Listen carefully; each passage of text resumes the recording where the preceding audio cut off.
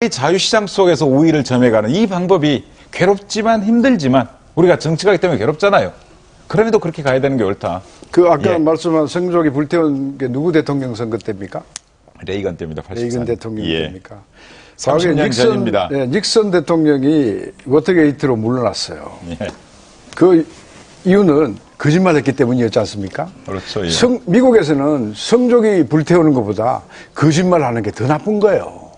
이것은 말이죠. 허위사실 공표, 흑색 비방 이런 건 거짓말하는 겁니다. 예. 거짓말하는 것을 용납하고 그것을 광범위하게 인정해줘서 민주주의가 성숙된다고 생각하십니까? 그건 나락으로 떨어지는 거예요. 거짓말은 용서해서는 안 됩니다. 특히 정치판에서는. 그 법안 잠깐만요. 그 예. 법안의 그 개정안을 보면은요. 지금 말씀하신 것처럼 거짓말에 대하여서는 처벌하는 것을 전제로 하고 있지 않습니까? 물론 거짓말에 대해서는 처벌하는데 예. 그 거짓말을 처벌하기 어렵게 만들어 놓은 거죠. 거짓말임을 알아야 되고. 예. 그다음에 그러니까 목적이 또 있어야 되는 비방할 거고요. 목적이 있어야 되고. 예. 이런 법을 만든 건 이 지구상에 없어요. 그런데 어떻습니까? 차 변호사님. 지금 그 논점 가운데 하나가 이와 같은 허위사실 유포라고 하는 것이 실제 있다 하더라도 그것이 공직선거라고 하는 또 다른 어떤 그 중요 가치에 미치는 영향은 그렇게 크지 않을 것이다라는 전제 두 분이 서 계신 것 같은데요. 저는 동의하시는지요? 영향이 굉장히 크다고 생각합니다. 그 크다고 하는 건 이미 겪어봤기 때문에 방금 말씀하신 정청래 의원 낙선한 사건이나 2002년에 그 대통령 선거 때 있었던 사건이나 근간에 가까웠던 지금 나경원 의원 서울시장 선거 사건에서 그런 어떤 허위 사실의 유포에 의해서 선거 결과를 뒤집거나 하는 경우가 우리가 많이 뒤집거나 또는 추세를 반전시키는 경우가 우리가 너무나 많이 봐왔습니다. 한국 사회에서는. 그리고 외국 사례와 비교를 하는데 우리나라하고 외국하고 지금 아까도 말씀드렸지만은 그런 어떤 허위 사실, 거짓말 이런 걸 하고 난 다음에 그게 아니라는 것이 밝혀지고 나서 과연 미국 사회에는 어떤 일이 있었을까? 아까 말씀하셨지만 워터게이트 사건에서 대통령이 물러났듯이 지금 그 당시에 그 김대엽 사건을 주도했던 그 분들께서 아주 솔직하게 자기의 잘못을 하고 정계 은퇴하신 것도 아닌 걸로 알고 있고 계속 활동을 하시는 걸로 알고 있고 지금 그 정당에서도 그 문제에 대해서 솔직담백하게 잘못하고 신하는 것도 아니고 한국 사회하고 외국 사회하고는 문화가 좀 다르다 그런 거 말씀을 드리고 싶고요. 그다음에 지금 아까 이 공직선거법 이번 개정안에 보면은 이런 부분이 있습니다. 그 면책 사유 중에 하나로 공공성 또는 사회성에 있는 공적 관심 사항에 관한 것으로서 사회의 여론 형성 내지 공개 토론에 기여하는 경우 이게 면책 사유입니다. 여기에 걸면은 안 걸릴 만한 사유가 없는 거예요.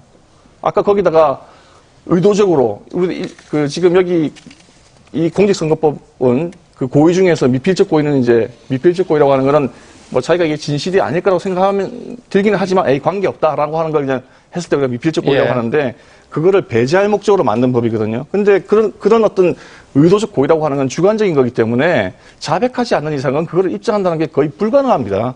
거기다가 지금 이런 면책 사유를 집어넣어버리면은 그럼 굉장히 애매모호해지는 거죠. 이 답은 김학재 의원님께서 좀 답을 해주셔야 될 것 같은데요. 예, 법안 실제 만든 데 주도를 하셨죠. 예. 우선 이 나경원법 이 부분에 대해서 말씀을 좀 하고 그 두 번째로 말씀을 그렇게 하십시오. 드리겠습니다. 예.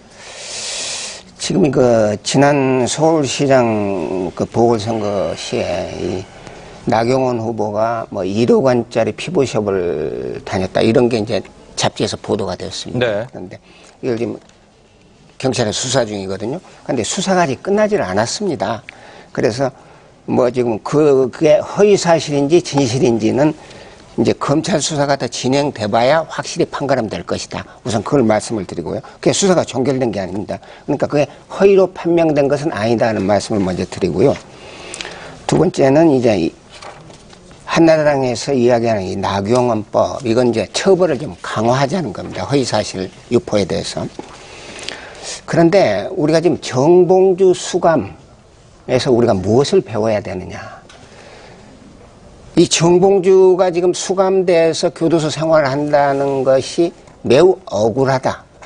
이건 일반적인 국민 감정입니다. 정봉주가 교도소 수감하는 게 잘 됐다. 그렇게 생각하는 국민은 아마 없을 겁니다. 그렇다면은 우리가 여기서 이 정치권에서 이 정봉주와 같은 피해자를 더 양산시키는 법. 그런데 그렇게 단정을 할 수가 있습니까? 물론. 대법원 판결까지 났는데 대부분 그렇게 다 국민들이 다 그렇게 억울하다고 생각할까요? 아니 100%를 이야기하는 거 아니고. 그러니까 그 예, 말씀을 분명히 하셔야지 예, 예. 그 듣는 그런 건 분이 아니-